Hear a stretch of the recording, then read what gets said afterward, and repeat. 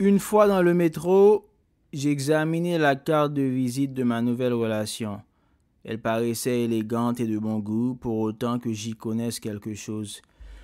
Rudiger disposait d'un numéro de téléphone personnel, de deux numéros de téléphone professionnels, de deux numéros de fax, l'un personnel, l'autre professionnel, de trois adresses Internet aux attributions mal définies, de deux numéros de portable, l'un français, l'autre anglais, et d'un identifiant Skype.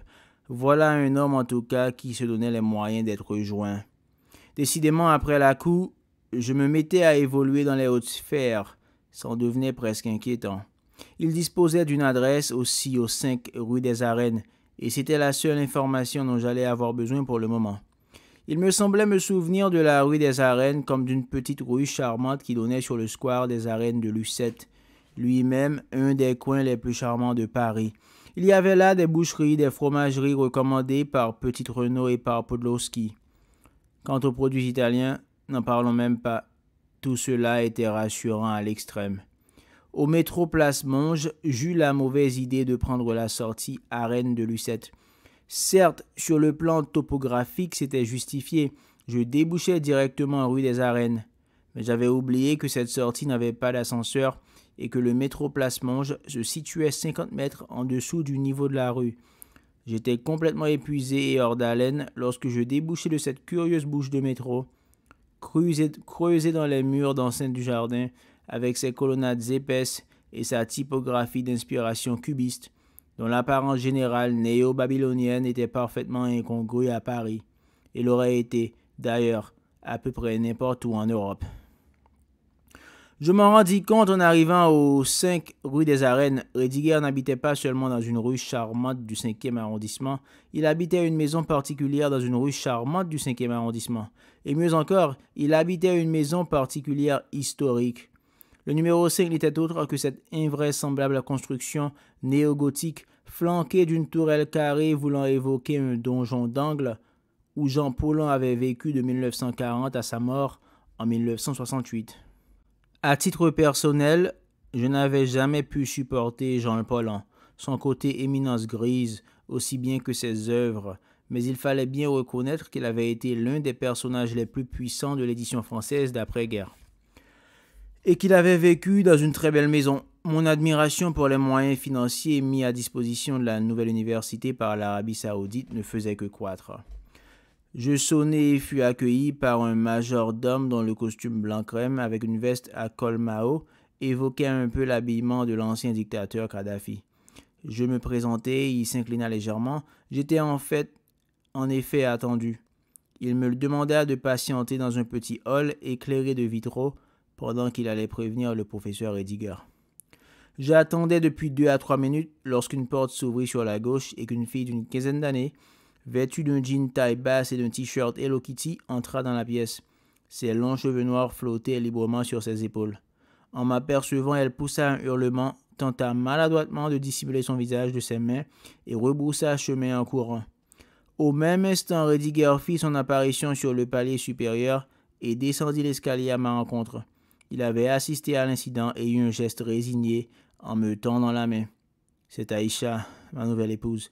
Elle va être très gênée parce que vous n'auriez pas dû la voir sans voile. »« Je suis vraiment désolé. »« Non, ne vous excusez pas, c'est de sa faute. Elle aurait dû demander s'il y avait un invité avant de passer par le hall d'entrée. Enfin, elle ne s'est pas encore habituée à la maison. Elle s'y fera. Oui, elle a l'air très jeune. Elle vient d'avoir 15 ans. Je suivis Rudiger au premier étage jusqu'à un grand salon bibliothèque.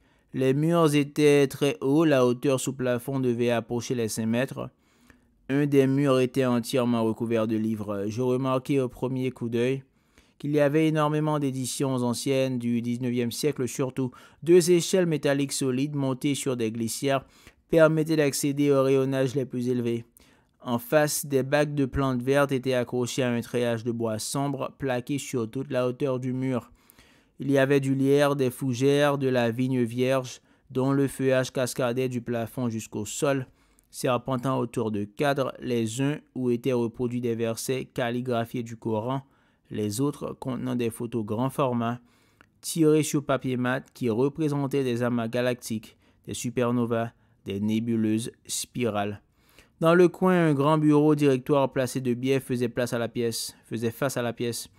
Rédiguière me conduisit jusqu'au coin opposé où des fauteuils d'un tissu fatigué aux rayures rouges et vertes entouraient une large table basse au plateau de cuivre. J'ai effectivement du thé, si vous aimez ça, dit-il en m'invitant à m'asseoir. J'ai aussi des alcools, du whisky, du porto, enfin ce que vous voulez. Et un excellent meursault. Allons, pour le meursault, répondis-je, un peu intrigué tout de même. Il me semblait que l'islam condamnait la consommation d'alcool. Enfin, d'après ce que j'en savais, au fond, c'est une religion que je connaissais mal. Il disparut, probablement pour demander qu'on nous apporte à boire. Mon fauteuil faisait face à une haute fenêtre ancienne, aux carreaux séparés par des croisillons de plomb qui donnaient sur les arènes. C'était une vue remarquable. Je crois que c'était la première fois que j'avais une vue aussi complète de l'ensemble des gradins. Pourtant, au bout de quelques minutes, je m'approchai de la bibliothèque. Elle était, elle aussi, impressionnante. Deux rayonnages du bas étaient remplis de polycopiés 21 par 29,7.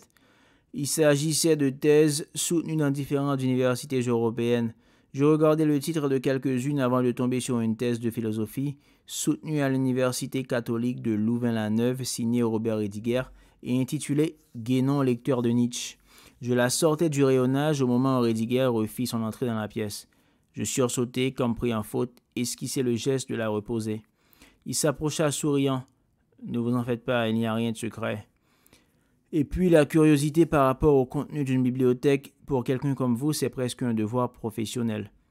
S'approchant davantage, il vit le titre du polycopier. « Ah, vous êtes tombé sur ma thèse. » Il secoua la tête. « J'ai obtenu mon doctorat, mais ce n'était pas une très bonne thèse. Bien inférieure à la vôtre en tout cas. Disons que je sollicitais un peu les textes, comme on dit. » Guénon, à bien y réfléchir, n'a pas été tant que ça influencé par Nietzsche. Son rejet du monde moderne est tout aussi fort, mais il vient de sources radicalement différentes. Enfin, je ne la réécris certainement pas de la même manière aujourd'hui. J'ai également la vôtre, poursuivit-il en sortant un nouveau polycopier du rayonnage. Vous savez qu'on en conserve 5 exemplaires dans les archives de l'université? Bon, compte tenu du nombre de chercheurs qui se présentent chaque année pour les consulter, je me suis dit que je pouvais aussi bien m'en approprier une. Je parvenais à peine à l'écouter, j'étais à la limite du collapsus. Cela faisait presque 20 ans que je n'avais pas été mis en présence de Joris Carl Huysmans, ou la sortie du tunnel.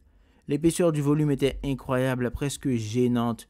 Il y avait, je m'en souviens en un éclair, 788 pages. J'y avais quand même consacré 7 années de ma vie. Ma thèse toujours à la main, il revint vers les fauteuils. C'était vraiment un travail remarquable, insista-t-il. Elle m'a beaucoup fait penser au jeune Nietzsche, celui de Naissance de la tragédie.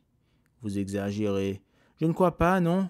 Naissance de la tragédie était après tout une sorte de thèse, et dans les deux cas, il y avait cette incroyable prodigalité, cette profusion d'idées projetées sans la moindre préparation dans les pages, qui rendent le texte, à vrai dire, presque illisible. Ce qui est étonnant, soit dit en passant, c'est que vous teniez à ce rythme pendant près de 800 pages. Dès les considérations inactuelles, Nietzsche s'était calmé. Il avait compris qu'il n'est pas possible d'infliger au lecteur une quantité exagérée d'idées, qu'il faut composer, lui laisser reprendre son souffle.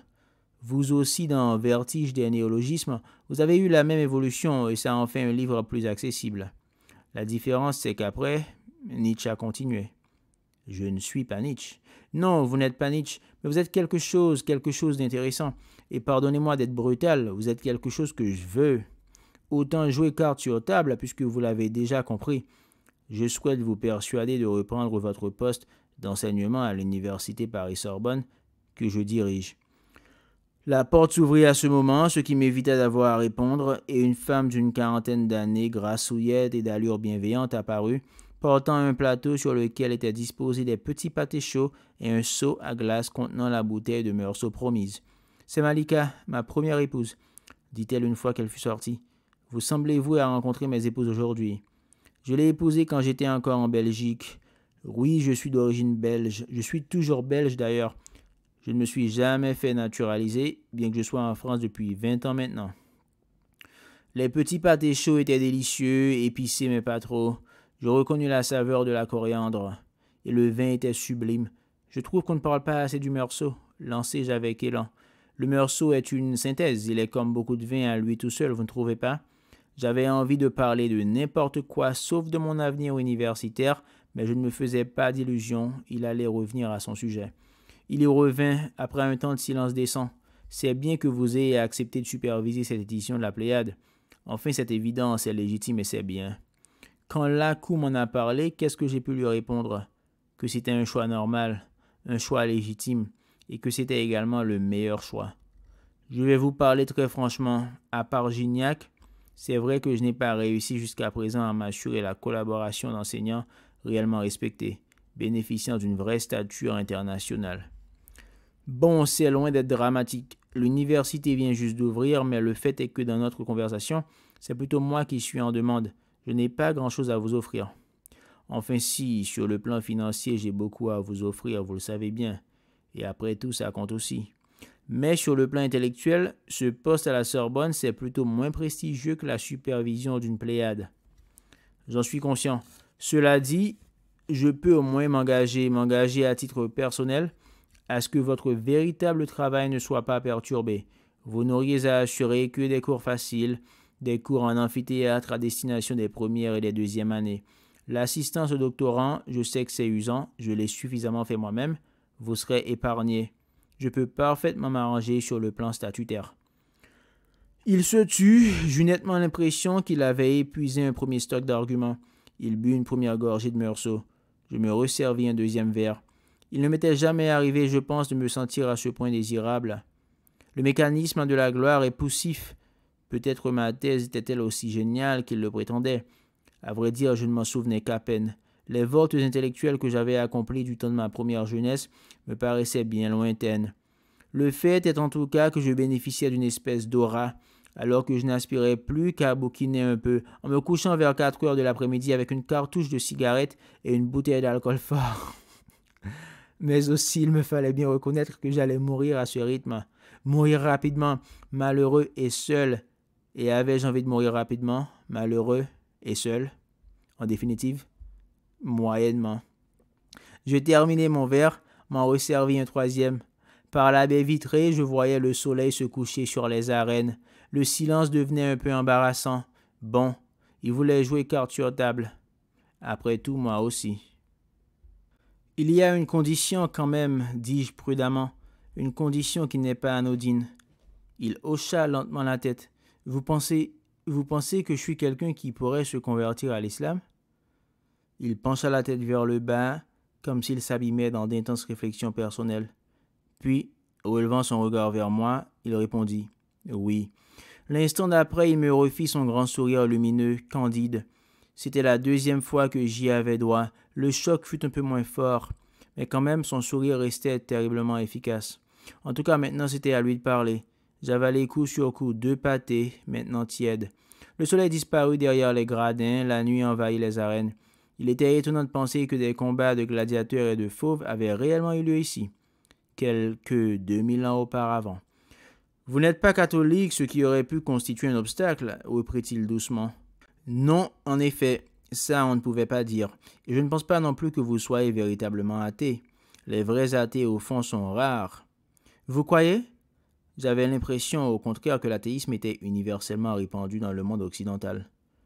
À mon avis, c'est superficiel. Les seuls vrais athées que j'ai rencontrés étaient des révoltés. Ils ne se contentaient pas de constater froidement la non-existence de Dieu. Ils refusaient cette existence à la manière de Bakounine. Et même si Dieu existait, il faudrait s'en débarrasser. Enfin, c'étaient des athées à la Kirillov. Ils rejetaient Dieu parce qu'ils voulaient mettre l'homme à sa place. Ils étaient humanistes, ils se faisaient une haute idée de la liberté humaine, de la dignité humaine. Je suppose que vous ne vous reconnaissez pas non plus dans ce portrait. Non, là non plus en effet, rien que le mot d'humanisme me donnait légèrement envie de vomir.